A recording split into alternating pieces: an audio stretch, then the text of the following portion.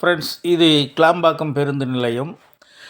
நேரடி காட்சிகள், ஒவ்வொரு பிரேமிலும் செய்திகள், காட்சிகள் வரும்.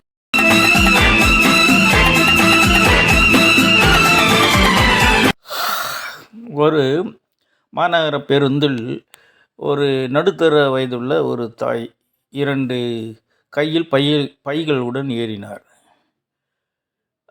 அவர் கண்டக்டரிடம் கேளம்பாக்கம் ஒரு டிக்கெட் கொடுங்க அப்படின்னு. கேளம்பாக்கமா, இது போகாதம்மா அப்படின்றார். இல்லைங்க, வெளியூர்லாம் போகும்ல, அந்த பஸ்லாம் இருக்குமே. ஓ, அது கிளாம்பாக்கமா? கேளம்பாக்கன்றது வண்டலூர் ஜூ இருக்குல்ல, அது பின்பக்கம் இருக்குது, அது வேறு பஸ் போகும். நீங்கள் போக வேண்டிய ஊர் வந்து கிளாம்பாக்கம் கலைஞர் பொன்விழா பேருந்து முனையம், அங்கே போகும் இந்த பஸ்ஸு. ஃப்ரெண்ட்ஸ், முனையம் என்றால் என்ன என்று தெரிந்தால் கமெண்ட்ஸில் சொல்லவும்.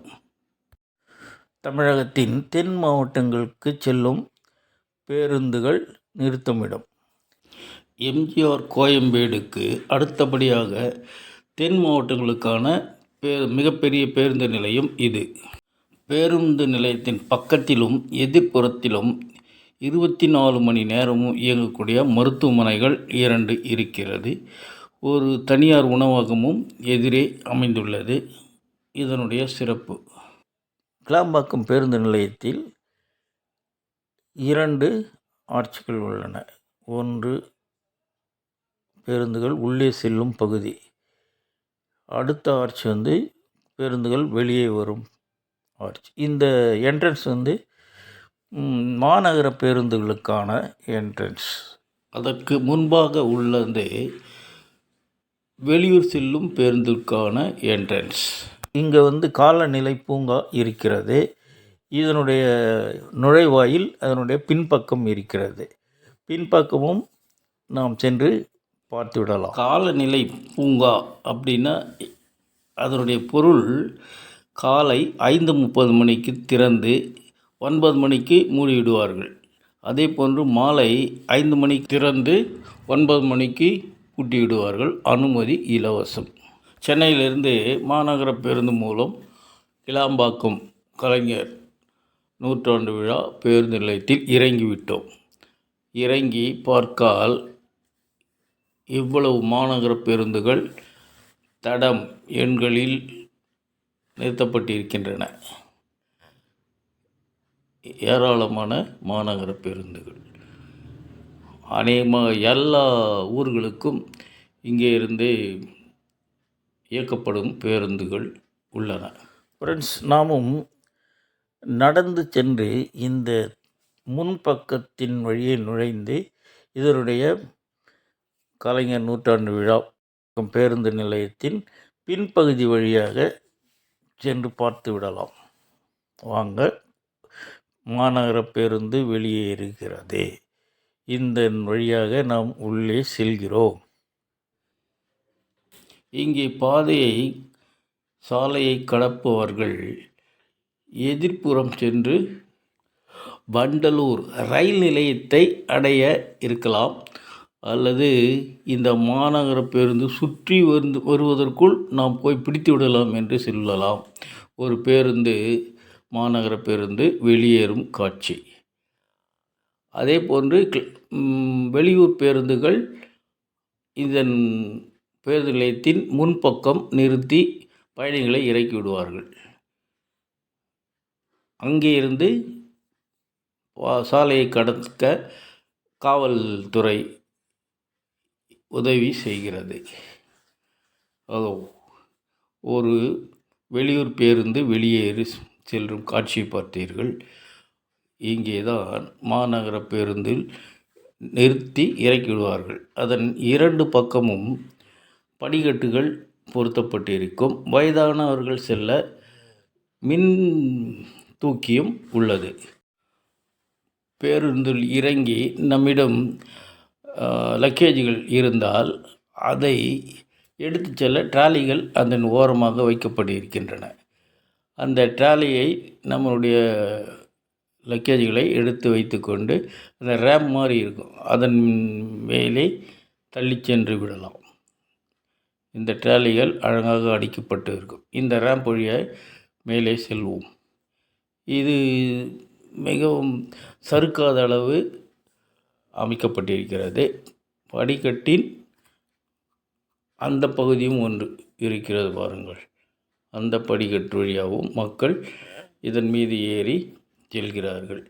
இந்த ரேம்பின் சைடில் இன்னொரு பகுதியில் இருக்கிறது தான் மின்தூக்கி. மிகவும் வசதியாக மிக பிரம்மாண்டமாக இருக்கிறது இந்த பேருந்து நிலையம். இந்த ரேம்ப் வழியே இந்த பின்பக்கம் சென்றால் மின்தூக்கி உள்ளது. இதன் வழியே நடந்து செல்ல வேண்டும். அதே போன்று இங்கே இந்த பகுதியை படிக்கட்டிலிருந்து இறங்கியவுடன் முதியவர்கள், நடக்க முடியாதவர்களை அழைத்து செல்ல பேட்டரியில் இயக்கப்படும் கார்கள் பணியில் இருக்கிறது.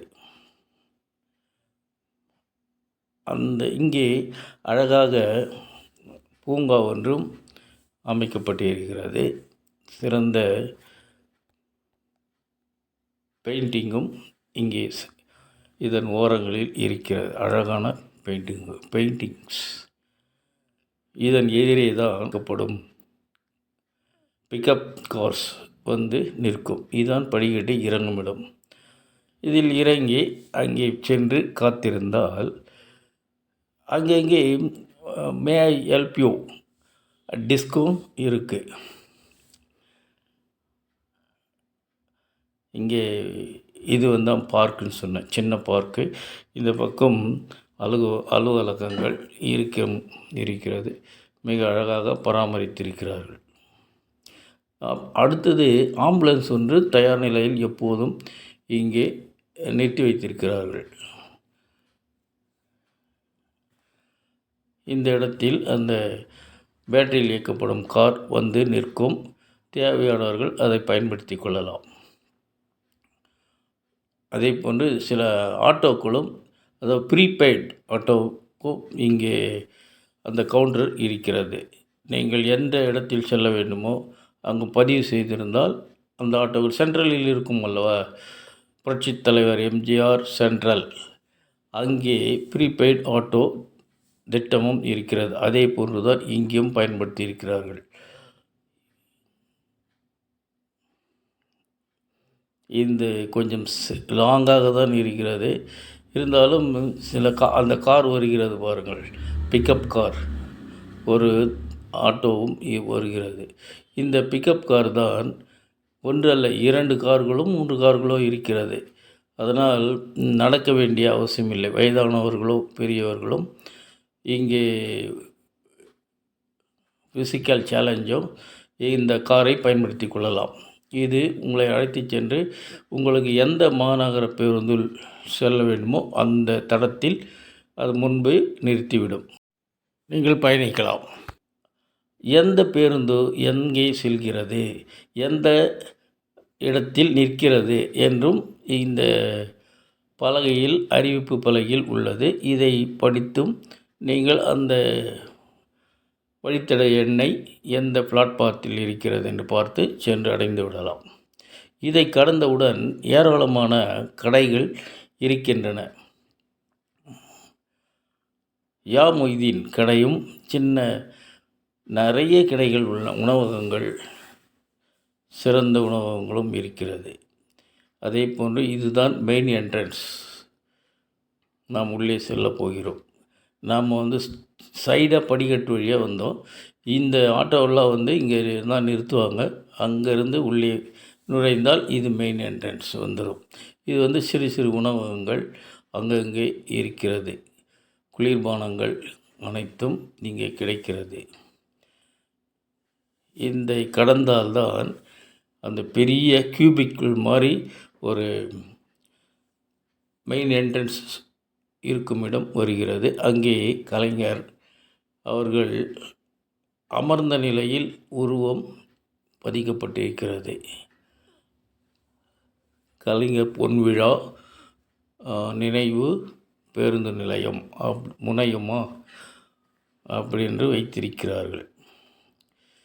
இந்த பகுதியில்தான் ஆட்டோக்கள் ப்ரீபெய்ட் இருக்கிறது. அதே போன்று ஒளித்திரையில் விளம்பரங்களும் இங்கே வந்து கொண்டிருக்கும். அறிவிப்புகளும் காணாமல் போனவர்கள் பற்றியும் அல்லது ஏதாவது தொலைந்து போனால் அதை கண்டுபிடிக்கும் காவல்துறை உதவியும் இருக்கிறது. இந்த டிஸ்பிளேயில் இருக்கும் விளம்பரங்கள் நீங்கள் பயன்படுத்தி கொள்ளலாம். மிகப்பெரிய ரவுண்டானா கியூபிக்கல் இங்கே தான் இருக்கிறது. இந்த கண்ணாடி கதவுகள் வழியாக இங்கே நிற்கும் ஆட்டோ டிரைவர்கள் இந்த ப்ரீபெய்ட் ஆட்டோ புக்கிங்காக காத்து கொண்டிருக்கிறார்கள். இதன் வழியே உள்ளே நுழையும் போது நமக்கு தெரிவது கலைஞரின் உருவம். அமர்ந்து கொண்டு புத்தகம் படித்து கொண்டு இருப்பார். அந்த சிலையின் கீழே அவருடைய 100ஆண்டு விழா பற்றி பொறித்திருப்பார்கள் எழுத்துக்களில். அதை இந்த இடத்தை தாண்டி சென்றால் முதல் மாடிக்கு செல்ல வேண்டும். லிஃப்ட் வசதி இருக்கிறது. அது வழியே சென்றால் தங்கும் அறைகள் இருக்கின்றன. அதுவும் ஒரு நபருக்கு 12 மணி நேரத்தில் 200 ரூபாய். ஆண்களுக்கு தனியாக, அதே முதல் மாடியில் பெண்களுக்கு தனியாக அந்த பக்கம் தனித்தனியாக இருக்கிறது. டார்மெட்ரி ரூம் மாதிரி இருக்கும். பெரிய ஹால் இருக்கும். அதில் கட்டில், தலையணை போட்டிருப்பாங்க. குளிக்கும் வசதி, மற்ற ஒப்பனை அறைகள்லாம் இருக்கும். அதையெல்லாம் மிகவும் தூய்மையாக வைத்திருக்கிறார்கள். பதிவு செய்யும் அலுவலகமும் அதே முதல் மாடியில் உள்ளது. நீங்கள் பயன்படுத்தி கொள்ளலாம். அதை கடந்து முதல் மாடியிலிருந்து இறங்கி இங்கே ஒரு பெயிண்டிங் இருக்கிறது. மகாலிபுர சிற்பங்கள், வள்ளுவர் கோட்டம் மற்றத்தை குறிக்கும் வகையில் இருக்கிறது. அதை கடந்து சென்றால் ஒப்பனை அறைகள் தனித்தனியாக மகளிர் மற்றும் ஆடவருக்காக இருக்கிறது. அதையும் கடந்து சென்றால் காவல் நிலையம் இருக்கிறது, அவுட் போஸ்ட் இருக்கிறது. அதையும் கடந்து சென்றால் மின்சார மின்கூட்டி டிரான்ஸ்ஃபார்மர், பேருந்துகளின் பழுது நீக்கும் நிலையங்களும் இருக்கிறது. ஒரு தனியார் பேருந்து நிறுத்துமிடமும் மிக பிரமாண்டமான அளவில் பின்பக்கம் உள்ளது. அது மட்டுமல்ல, மிக முக்கியமாக டீசல், பெட்ரோல் பங்குகளும் இருக்கின்றன. இதை தனியார் பேருந்துகளும் அரசு பேருந்துகளும் பயன்படுத்தி கொள்கின்றனர். டீசல், பெட்ரோல் நிரப்பிச் செல்கின்றனர். 2 வீலர் 4 வீலர் பார்க்கிங் இங்கே தரைத்தளத்தின் கீழே அமைக்கப்பட்டுள்ளது. 2 வீலர் 4 வீலருக்குள்ள கட்டண விவரங்கள் அட்டவணைப்படுத்தப்பட்டுள்ளது. அதையும் கடந்து சென்றால்